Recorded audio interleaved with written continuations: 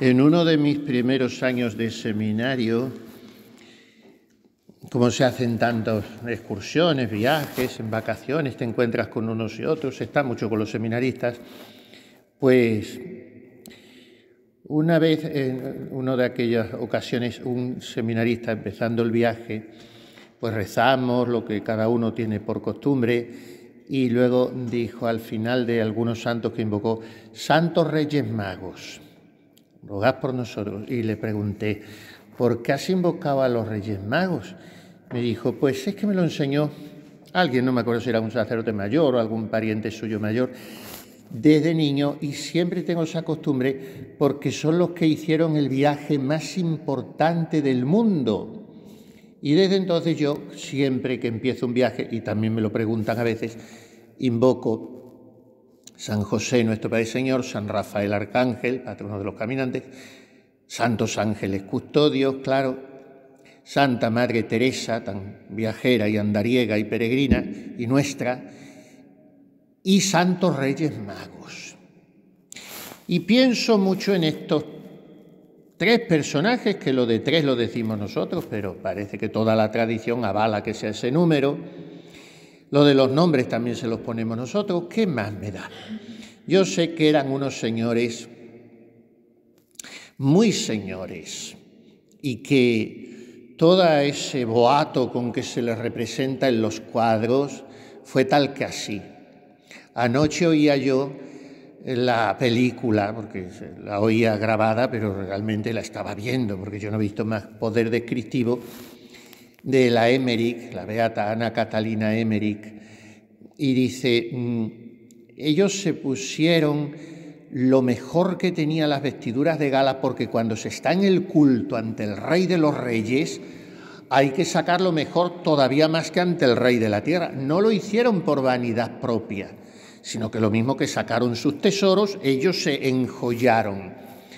Bueno, vamos a ver la actitud de estos personajes en una tarde tan fría y tan caliente como es esta de la Epifanía en el Carmelo, porque eso de que se le ocurriese a la Santa Madre poner hoy la renovación de votos es tan expresivo, tan elocuente, tan decidor, porque antes pensaba yo en el viaje esta mañana, que luego me sobresalté cuando llegué, porque daba la coincidencia que esperaban a un dignatario eclesiástico de altísimo rango y estaba todo muy revuelto y no se sabía. Luego llegué yo, un pobre desgraciado, y no sé si se tranquilizaron los ánimos o se desestabilizaron las ilusiones, viendo que en este mundo no se puede poner entusiasmo en nada, porque, pero en fin, estaba todo sometido a una tal reserva tan absoluta, bueno, total,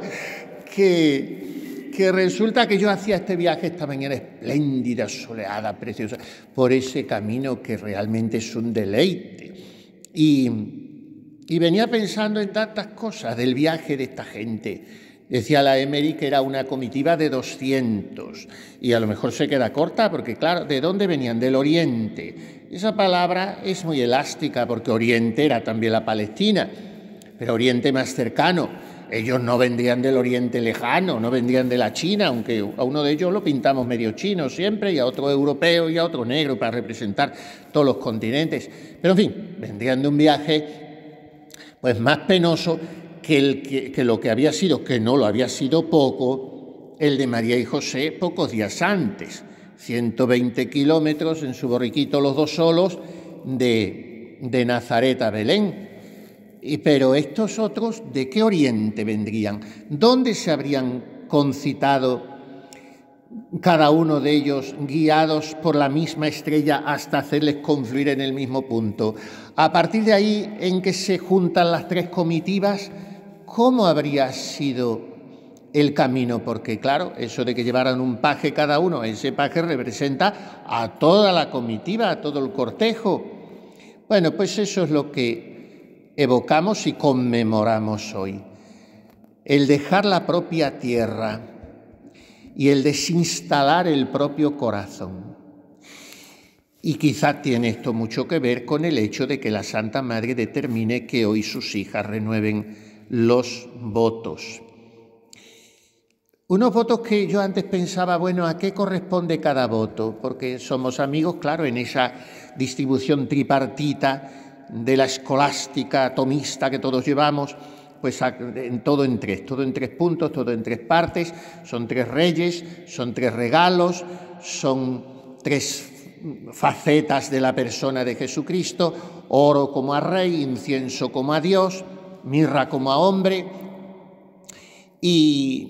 Y yo decía, bueno, ¿a qué voto corresponde cada don?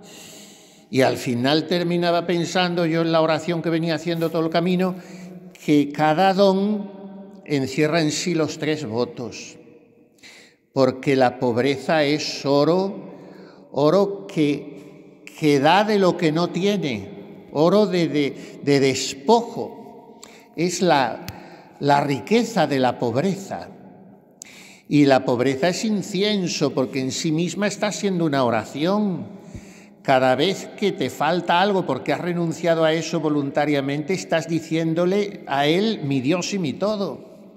Y la pobreza es mirra porque es amarga y porque preserva de la corrupción de las riquezas. Y lo mismo dígase de la castidad, es perfume oloroso del incienso. Y es oro de la ofrenda de la materia que yo tengo, que tú no quieres sacrificios ni ofrendas, pero me has preparado un cuerpo. Este es mi oro.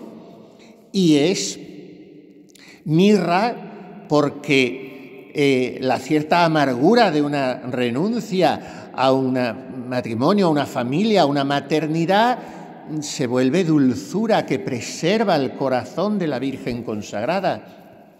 Y la obediencia pues también hace a veces saborear el amargor de no tener voluntad propia si se vive bien el voto de obediencia, porque si no lo van a vivir bien, no lo renueven. Es que esto también es una gracia, los votos, renovar los votos.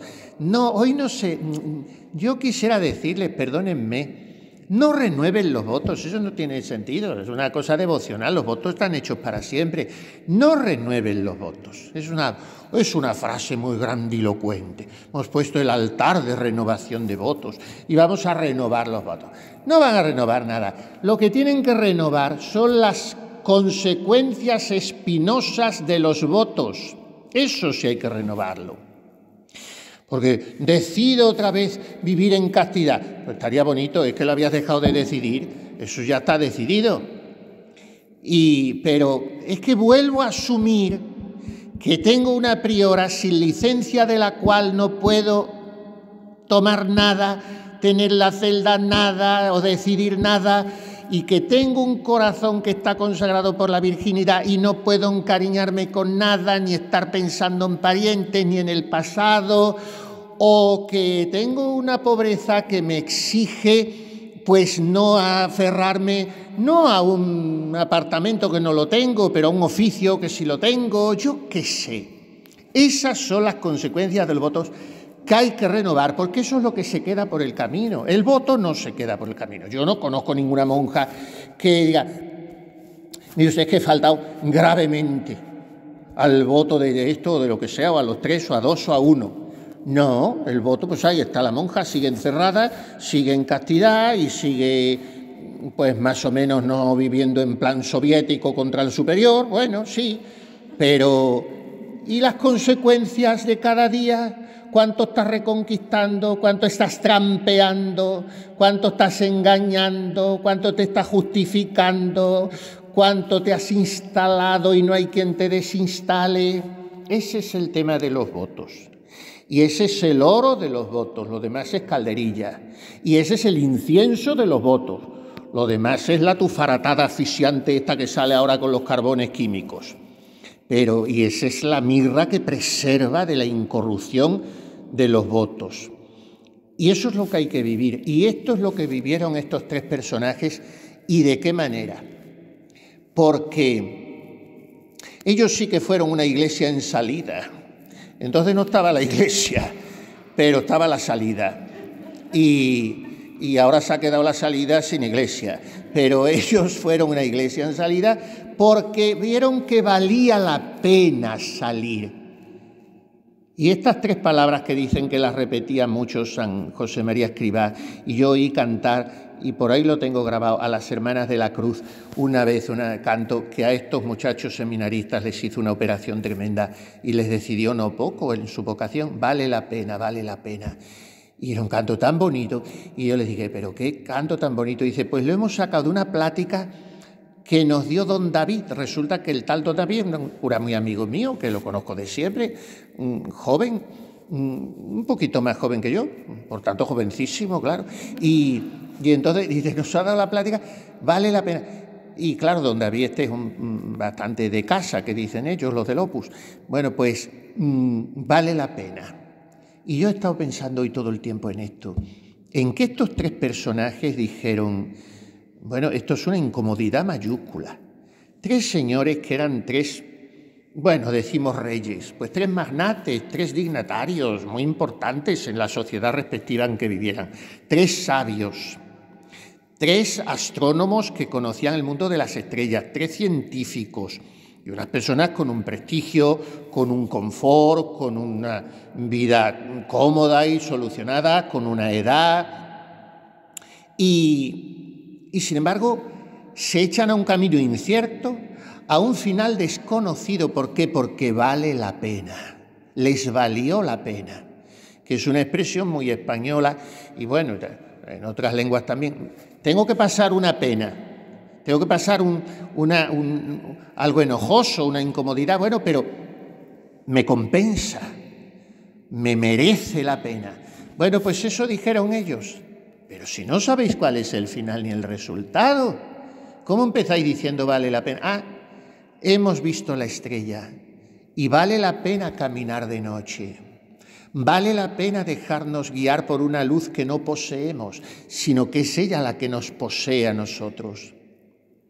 Y así comienza la historia de estos tres personajes, no con una llegada, que es lo que veneramos hoy, sino con una salida.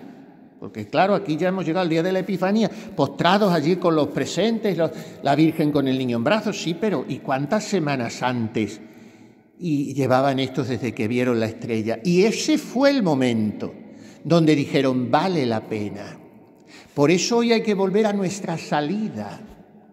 Porque lo que vamos a hacer al renovar los votos pertenece a nuestra llegada, una vez que llegamos y volvemos a ofrecer nuestros cofres de rodillas.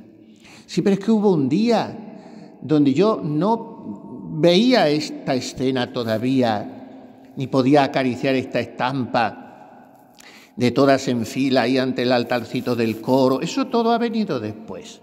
Entonces no se dibujaba en el horizonte ni San Calixto, ni quizá Carmelo, ni quizá vocación, pero se dibujaba el corazón de Jesucristo.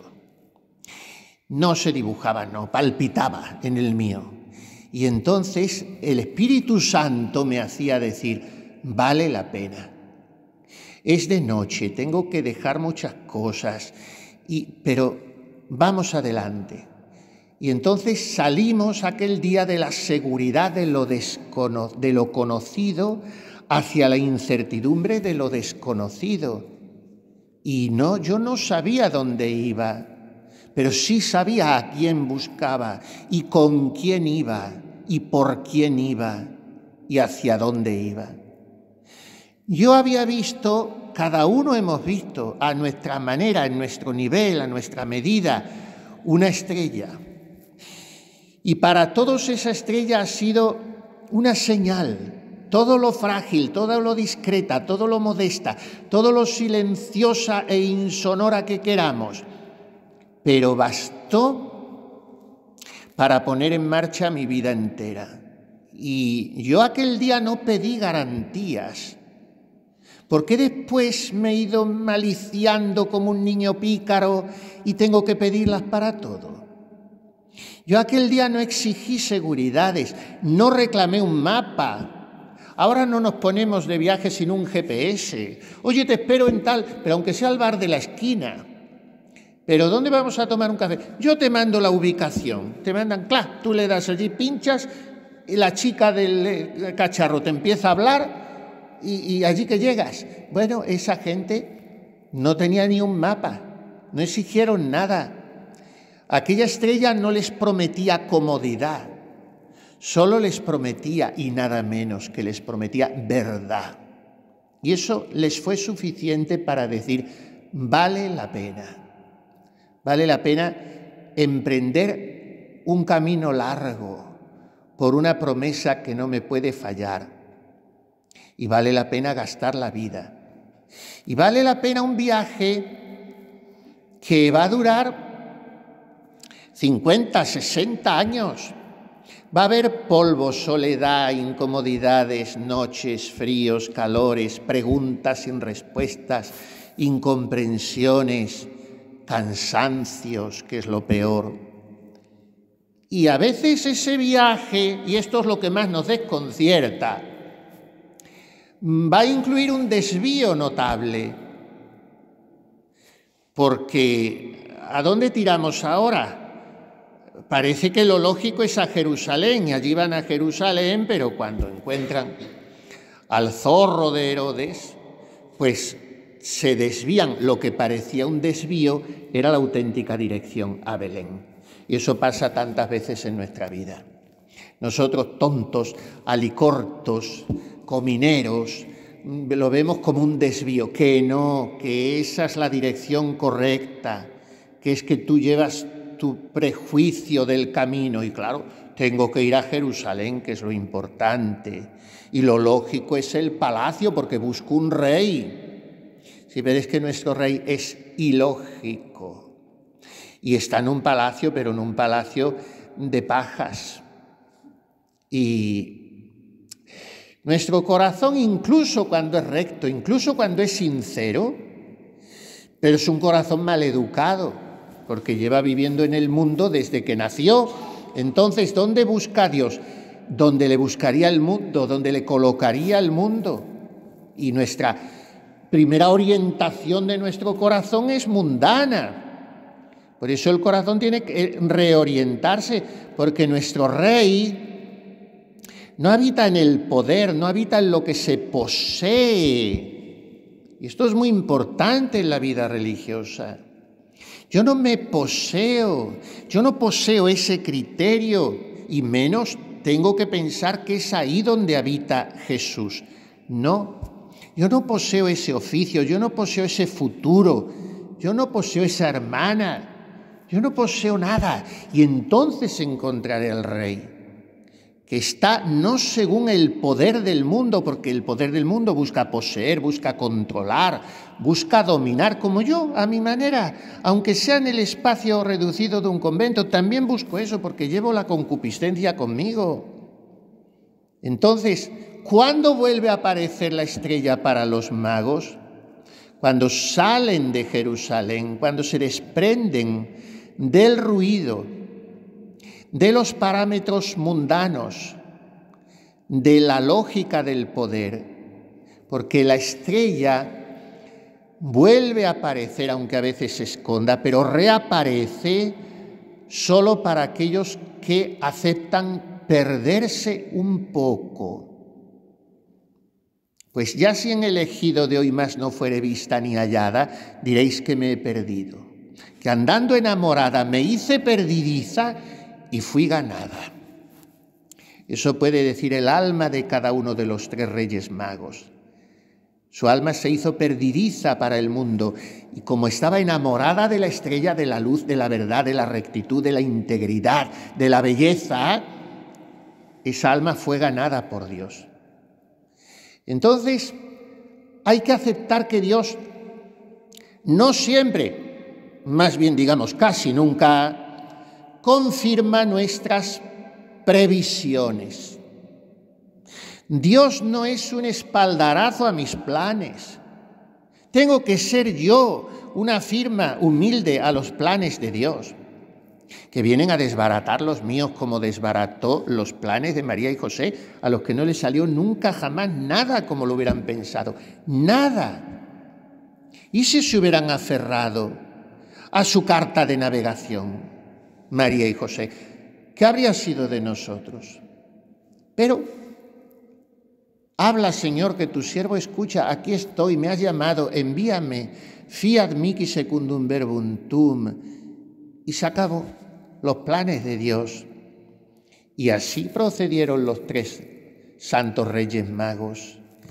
Y así llegaron finalmente, después de un viaje en el que no nos vamos a detener a conjeturar las 1001 peripecias, penalidades, escaseces y de todo. Y así llegan, no a un palacio, sino a una casita muy humilde posiblemente. Ya no estaba la Sagrada Familia en el portal de Belén, sino una casita que bueno, como pudieran, San José habría alquilado, le habrían dado medio de limosna, qué sé yo, tendría parientes también en Belén, que era de allí él. Pero allí llegan los magos. Entraron en la casa, dice el evangelista, vieron al niño con María, su madre, o sea, no estaba en un trono, estaba en los brazos de una niña. Eran 2 niños realmente, se llevaban 15 años. Y postrándose, lo adoraron. Y yo pensaba esta mañana que hay que ser realistas. Unos señorazos que venían de sus emporios, de su abundancia económica, de sus lujos. Cuando queremos hablar de un lujo llamativo, desmesurado, decimos un lujo asiático. Bueno, pues ahí venían. En realidad de Asia no salieron, porque Tierra Santa es Asia también, pero en Tierra Santa, en Palestina, no había un lujo asiático, pero donde vendían ellos sí. Y entonces dejan todo aquello. ¿Qué no sería ese viaje? Porque volvemos a lo de antes. Hoy haces un viaje, entras aquí en el cacharro, en el móvil, Booking, eDreams, tal, venga, hoteles, la lista, los más baratos, das aquí, la tarjeta, venga, reservada tal, y vas parando y tienes los hoteles reservados y tienes... Entonces, pues una fonda de mala muerte o unas tiendas que se tendrían en el desierto y a pasar la noche y tratando de conjurar los peligros de alimaña, de encontrar agua, de yo qué sé, por eso digo la comitiva que nos llevarían, con agua y con víveres, pero claro, los víveres, vamos, también, eran sardinas en salazón, es que no había comodidad. Entonces, llegan, y yo pensaba esta mañana, digo, bueno, en mi tierra, y en esta total, que nos llevamos bien poco, que es casi la misma, pues se dice muchas veces, ¿para qué? ¿Para qué?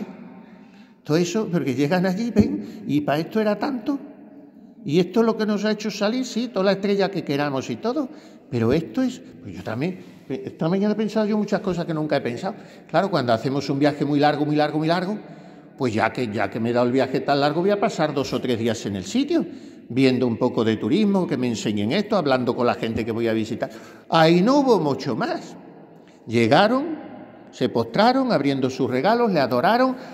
Hombre, yo supongo, hoy me han mandado unas estampas deliciosas que yo nunca había visto, como ahí hacen tantas cosas nuevas, de los reyes con el niño en brazos, porque con el niño representamos al anciano Simeón, de los reyes siempre allí arrodillados, que los pobres tienen que tener una cifosis al cabo de 2000 años, ahí encorvados con los regalos y los armiños y las coronas y todo lo que pesan, y estarían peor los reyes que los dromedarios con las columnas, pues llevan 2000 años inclinados. Bueno, pues ya se levantarían, una vez que se arrodillaron se levantarían.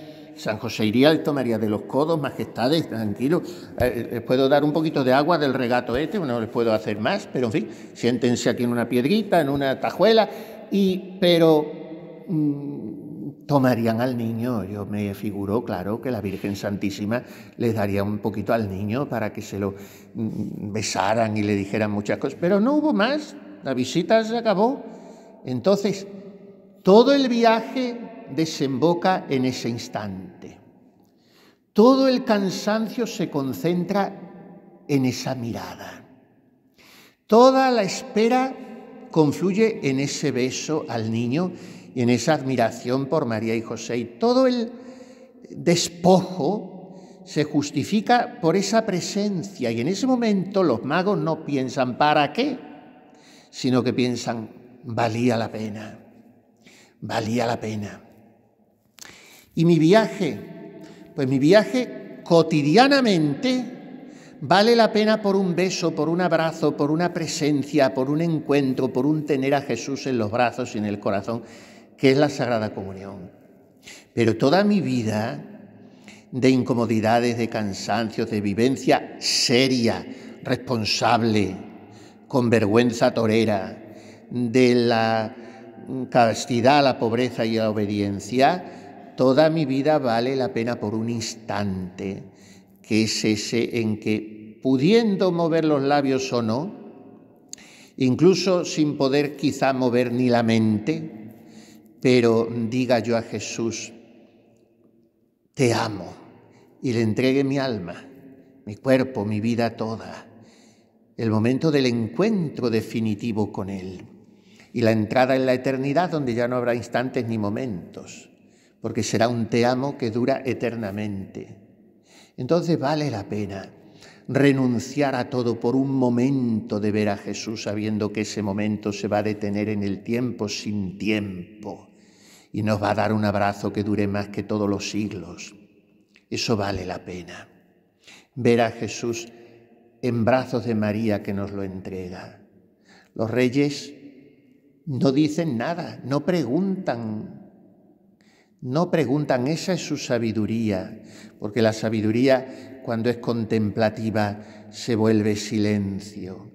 Y toda la ciencia de Oriente se prosterna ante la pobreza y la infancia de Belén, porque esos magos han comprendido algo que a nosotros, pobres hombres educados en el voluntarismo, en una espiritualidad de fuerza de brazos, nos cuesta comprender.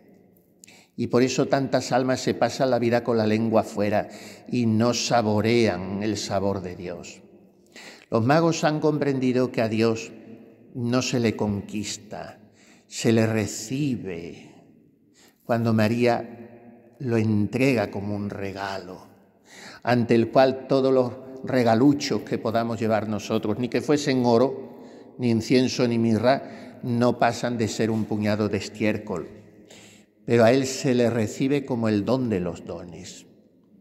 Y a cambio, ¿nosotros qué le llevamos? Repito, mirra, incienso, oro, o le llevamos el cansancio de nuestro viaje, la renuncia de nuestras cosas presentes o futuribles.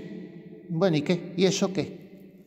Al final lo que nosotros le llevamos es lo que nadie podría poner por nosotros, que es a nosotros mismos.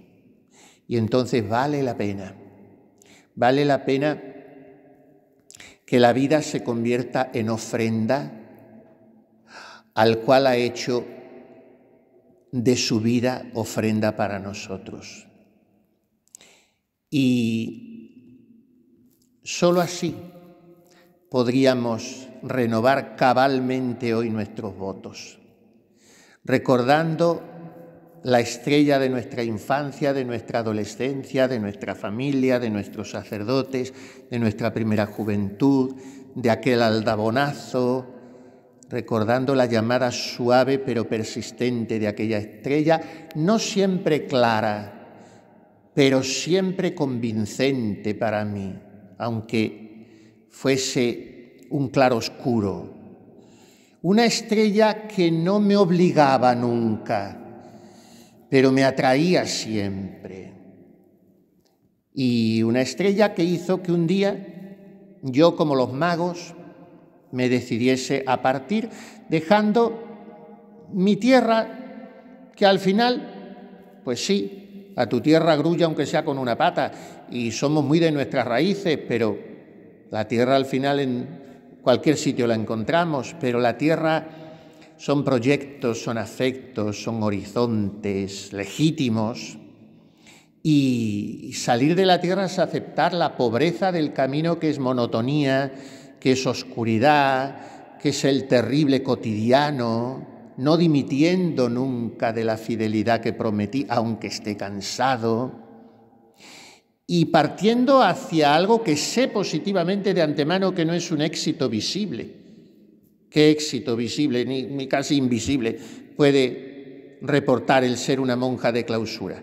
Por eso ahora tantos testimonios y resonancias y youtubes y cosas y fulanita, la vocación y ahora el testimonio en la hoja diocesana. Ay, ay, ay, ay.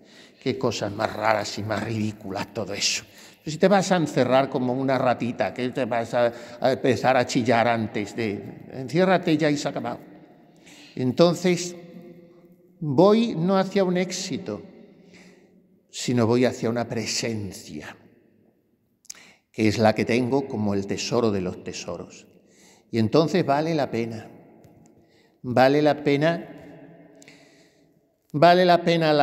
la celda y ojalá se la goce en lo que tiene de soledad y de encuentro con el amado, y vale la pena el coro, y vale la pena la cocina, y vale la pena la descalcez, y vale la pena el postrarse, y el sonreír, y el pedir perdón, y el dejarme enseñar y sujetar en los capítulos y cambiar de celda, de oficio, de hábito y de todo, y vale la pena el despojo lento y cotidiano. Si al final y también en medio, cada día, puedo ver a Jesús en brazos de María, regalándoseme.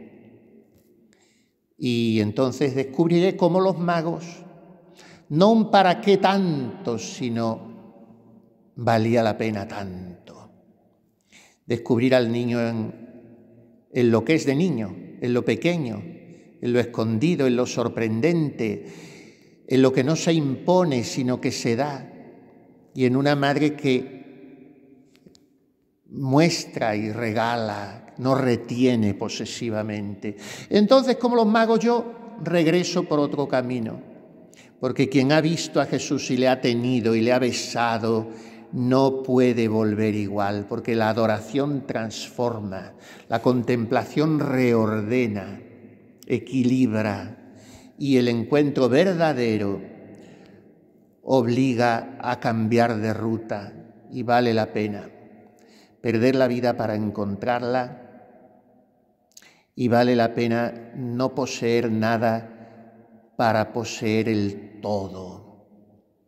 Entonces los magos me dejan hoy esta lección. Ellos han cumplido su misión: adorar y dejarse transformar por la adoración. Que esto ha de ser lo propio de una carmelita descalza. 2 horas de oración al día tendrían que ser un crisol de donde saliera el oro purificado por el fuego. Pero esto es la vida consagrada. Silencio, escondimiento aparentemente inútil, pero transformación, porque el alma se ha postrado y ha recibido la luz de Dios. Pues vale la pena, y vale la pena que vayamos terminando, porque vale la pena que renueven sus votos. Entonces, nada más, quería yo participarles una cosita que he publicado hoy. Cuando estas cosas se publican así en internet, luego las leen miles de personas, y por algunas 3 o 4 o 10 o 12 te dan las gracias y lo que le ha hecho mucho bien, y otros que no te lo dicen, pues llegará a muchos más. Y ayer en la oración se me ocurrió y lo mandé. Y luego un Carmelo de Argentina me ha dicho, pues hoy vamos a hacer la función con esto porque tenemos 5 en el noviciado. Pues qué maravilla, como son 5 personajes, 5 lo hacen. Bueno, pues yo conozco otros Carmelos que ya cansaditas de tanta fiesta y tanta novicia y tanto disfraz, pues hoy ponen ya a las ancianas de Israel a que hagan el payaso, y es el Sanedrín el que corre con los gastos, y las jóvenes se ponen debajo de la cabalgata a coger caramelos que les tiran y con eso ya descansan.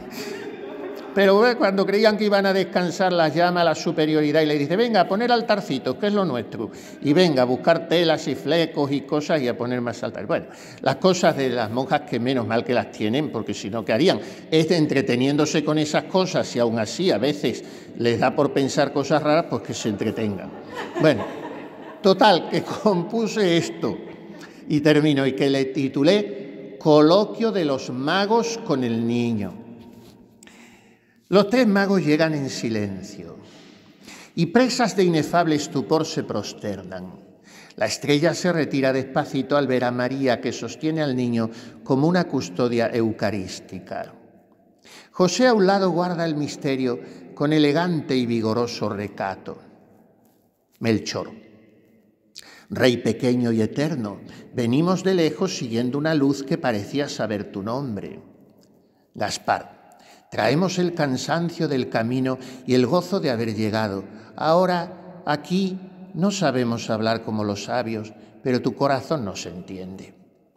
Baltasar: enséñanos a arrodillarnos, niño Dios, no solo con el cuerpo, que se incline también la vida. María, sonriendo a media voz: acercaos, Él os conoce desde antes, mucho antes de la estrella. José, con noble y caballerosa sencillez: sí, haced como ella dice, entrad sin miedo. Aquí todo es pequeño y pobre, pero verdadero. Melchor al niño Jesús: te ofrezco oro, Señor, no porque te falte nada, sino porque aunque tarde, aprendí que el corazón necesita rendirse. Rey mío, niño, llévate todo lo que en mí pesa y brilla. ¿Es tan inútil? Niño Jesús, mirándolo con ojos serios y dulces: el oro me gusta cuando no se guarda, cuando pasa de mano en mano y se convierte en bien para los otros. Entonces sí enriquece. Melchor: entonces toma también mis años, hazlos sabios, libres y sonrientes. Gaspar al niño Jesús: te traigo incienso, Dios cercano, para decirte que eres más, infinitamente más que mis preguntas. Desearía yo envolver tu cuerpo en perfume y que suba la columnilla de humo como suben los deseos buenos. Enséñame a orar sin ruido, con humilde confianza. Niño Jesús, aspirando el incienso y sonriendo: mi Padre escucha cuando el corazón calla y se abandona. Gaspar: enséñame el silencio que aprende y el recogimiento que ama. Baltasar al niño Jesús: te traigo mirra, niño, que lloras, por si un día te duele amar tanto. Enséñame a no apartar la mirada cuando llegue la herida. Niño Jesús, acariciando la mirra con sus deditos: el amargor se torna dulcedumbre cuando se ofrece, el dolor transforma cuando se ama. Baltasar: entonces toma mis noches, Jesús mío, y mis penas, y mis soledades, y mis luchas, y cámbiamelas en luz. Di a tu madre que nos enseñe a guardar todo esto en el corazón, y a José que nos muestre cómo obedecer sin ruido y cómo volver por otro camino. Niño Jesús, quédate con nosotros, en nosotros, y no dejes nunca de encendernos tu estrella, para que nos inunde siempre la alegría que eres tú. Salen despacio. La estrella reaparece solo para quien cree.